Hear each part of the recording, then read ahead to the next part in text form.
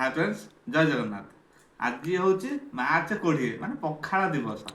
पखाला दिवस आम आज प्रस्तुत कर कौन दही पखाला। पखाला खायापी आइटम माने ढेर सारा आइटम कराई। सजना छुई आलू बेसर दिया भजा आउ रहा भेंडी गोटा भजा है, पोड़ा आलू पियाज पड़ी चोखा है, बड़ी चूरा चुना माछ भजा माछ भजा टमाटो पियाज दला है, छंचिणा भजा आउ चिकेन कषा आठ रहा चिकेन तरकारी रहा अंडा आउ पखालटा टास्ट मान कौन टेस्ट करिया पखालटा टेस्ट करिया कौन लगुच पखाल लेंबूटा के चिपुड़ी दबा। कंचा लंका पूरा दला है, कंचा लंका आगे दली देती कंचा लंका पूरा दली गुंड कर देती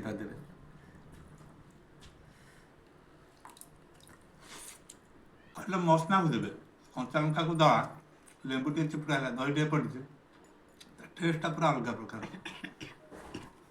आगे आम दला दल स्टार्ट करिया सेटा मेन मेन आइटम है टमाटो आलू टमाटो पियाज दला गोली पियाज कंचा लंका नुह सुखिला लंका दला है।